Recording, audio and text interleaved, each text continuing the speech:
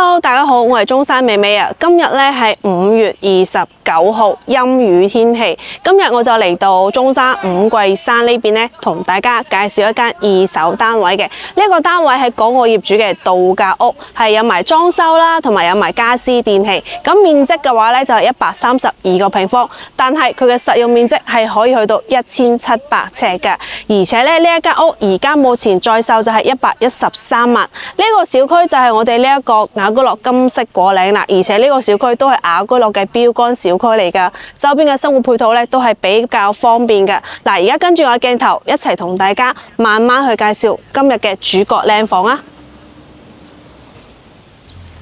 咁而家咧，我哋就嚟到呢個單位入邊，呢個單位咧係屬於高層單位嘅。咁咧，其實你見到咧，佢業主係做咗呢個不鏽鋼嘅鐵門嘅，咁門口出去嘅話咧就係2個電梯4火，咁而且呢個門咧佢係做咗個子母門嘅設計嘅。嗱，呢邊就關咗之後咧，再關翻我哋呢度木門咧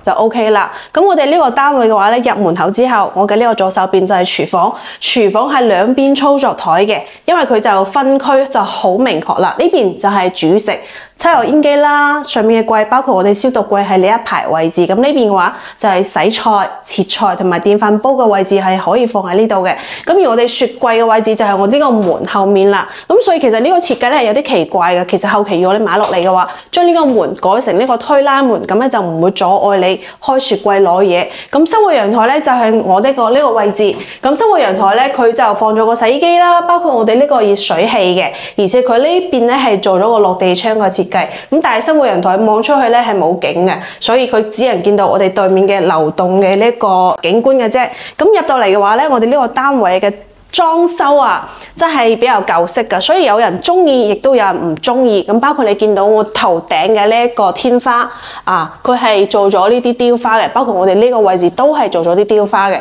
即係其實你可以睇得出呢個業主咧喺吊頂嘅呢個設計上面咧係有心機去設計。咁過翻嚟見到咧，我哋呢邊咧就係一排嘅呢個收納鞋櫃啦。咁呢啲嘅話咧顏色啊同埋呢啲櫃咧都比較舊式一啲，而且以前嘅呢個位置咧係大概有差唔多係8個平方，咁係完全係贈送嘅，因為毛坯嘅時候佢呢邊係有一個牆體喺度，咁但後期業主裝修嘅時候咧就將呢個牆體就推咗，咁啊就做大咗呢個空間，包括佢呢邊係一排嘅呢個落地窗，咁啊拉開個門，其實同我哋陽台都可以形成一個對流嘅呢個風嘅，所以其實我而家呢個位置企喺呢度都係覺得好涼爽嘅。咁 OK， 我哋呢個有護花園啦，就當呢度咧就係我哋飯廳嘅位置。咁飯廳咧佢就擺咗個長方形木質嘅呢個飯台啦，同埋6人凳，包括我哋呢度咧佢係做咗一個背景牆嘅。咁其實如果我個人嚟講嘅話，佢呢個黑色嘅背景牆咧個顏色太深沉啦，我覺得係擺翻啲淺色嘅會好一啲。包括佢呢度咧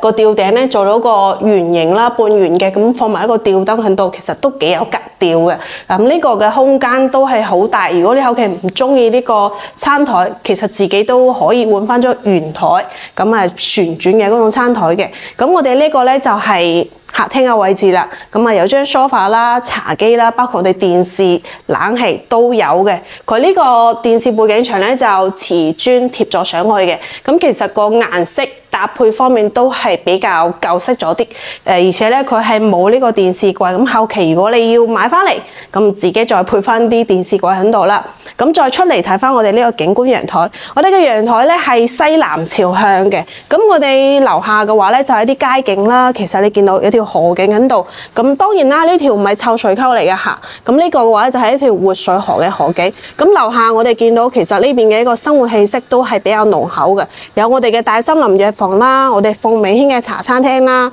包括我哋洗車中心都係有嘅。而且我哋呢個陽台望翻住我哋小區係望住我哋呢個游泳池嘅呢個方向嘅，其實景觀遠處都可以望到山景，咁視野其實都係比較舒服㗎。咁我哋再睇翻我哋呢個休息區，佢係132個平方嘅，做咗4間房、2個衛生間嘅。咁啊，你見到過道咧，佢都係好貼心嘅，你見到嘛？佢有1、2、3、3盞燈，包括呢個天花咧，佢都係做咗一啲我哋講嘅嗰個叫幾何圖形啊。咁我哋再睇翻啦，嗱，我嘅呢個右手邊咧係一個客廁嘅位置，咁乾濕分離，馬桶、淋浴房呢啲都有嘅。咁業主咧比較少翻嚟住，所以保養方面都係好乾淨。咁入嚟之後咧，我嘅左手邊第一間房咧係以前係作為一個小朋友嘅房間，咁有到頂嘅衣櫃啦，包括我哋有電視同埋呢個空調。咁床咧，佢暫時係做咗1.5米嘅床，咁而且呢個飄窗咧望出去嘅景觀係同我哋主陽台嘅景觀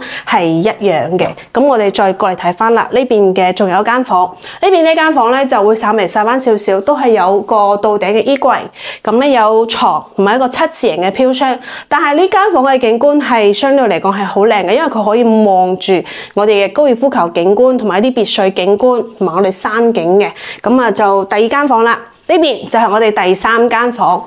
呢一間房咧同樣都係做咗個空調喺度嘅，但係咧佢呢間房比較特別就係佢冇做衣櫃嘅嚇，咁咧就都係一個7字形嘅飄窗位啦，同埋咧呢度有個級係上去我哋呢個床上面嘅，咁我哋呢個窗望出去咧都係望翻我哋高爾夫球景觀同埋遠處嘅山景啊。咁好啦，第3間房睇完啦，我哋睇翻主人房，